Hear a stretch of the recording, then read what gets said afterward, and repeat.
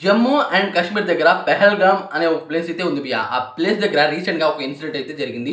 అసలు ఏం జరిగింది అన్నమాట పాయింట్ టు పాయింట్ అయితే మాట్లాడుకుందాం. ఫస్ట్ ఆఫ్ ఆల్ భయ్యా, మన ఇండియాలో చాలా ప్లేస్‌లు అయితే ఉన్నాయి విజిట్ చేయడానికి. అంటే టూరిస్టులు అట్రాక్ట్ అయ్యే ప్లేస్‌లు అన్నమాట. కాకపోతే కాశ్మీర్‌లో పెహల్గామ్ అనే ప్లేస్ అయితే ఉంది. అక్కడ అన్నమాట నేచర్ చాలా కూల్‌గా ఉంటుంది. పూర్తిగా గ్రీన్‌గా అయితే ఉంటుంది.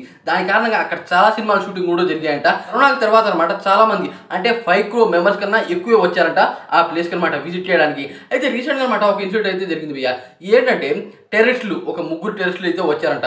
వచ్చి 7 మెంబర్స్ అయితే చంపారు. అదే కాకుండా ఆ చంపిన వాళ్ళని ఎలా చంపారు అంటే ప్యాంట్ తీసి మరీ చూశారంట. అంటే నువ్వు ముస్లిమా కాదా అని చెక్ చేసి అయితే చంపారంట. వాళ్ళనమాట ఓపెన్ ఫైర్ అయితే చేస్తున్నారు. ఇన్సిడెంట్ లో అంతమంది అయితే చనిపోయారు. అయితే చాలా మంది అనమాట 100కి పైగా మెంబర్స్ అనమాట పారిపోయారు. చుట్టుపక్కల ఊర్లు అయితే ఉండవు. దాదాపు 5 నుండి 6 కిలోమీటర్లు అయితే పరిగెత్తారంట. ప్రాణాలు చేతిలో పెట్టుకుని మరీ పరిగెత్తారు అంత దూరం బ్రతకాలని. అదే కాకుండా వాళ్ళు ఓపెన్ ఫైరింగ్ చేసిన తర్వాత వాళ్ళు వెళ్ళిపోయారు. హార్స్ మీద అయితే వెళ్ళిపోయారంట భయ్య.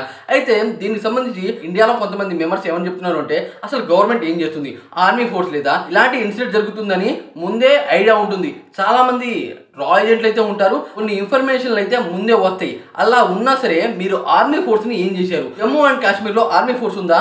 అంత దగ్గర ప్లేస్ లో అనమాట ఈ రకంగా ఎందుకు చేశారు అని చాలా మంది అయితే క్వశ్చన్ చేస్తున్నారు గవర్నమెంట్ ని. అదే కాకుండా ఇంకో విషయం ఏంటంటే జమ్మూ అండ్ కాశ్మీర్ మాది అని అనమాట పాకిస్తాన్ ఆర్ ఇండియా అనమాట ఎప్పటి నుండో పోరాడుతూనే ఉన్నాయి. దాని గురించి చాలా ఇష్యూలు అయితే జరుగుతూనే ఉన్నాయి. కాకపోతే ఇంత విధ్వంసం జరుగుతుందని ఎవరు ఊహించుకోలేదు బియ్యా. కాకపోతే ఈ రకంగా జరగడం వల్ల గవర్నమెంట్ మీద జనాలకి నమ్మకం పోతుంది బియ్యా. ఈ రకమైన ఇన్సిడెంట్ ఇంకో 2-3 సార్లు జరిగితే నాకైతే ఇది చాలా దారుణమైన విషయం అని నాకైతే అనిపించింది. ఈ విషయం గురించి మీరు ఉంటారు అని డెఫినెట్ కామెంట్ చేసి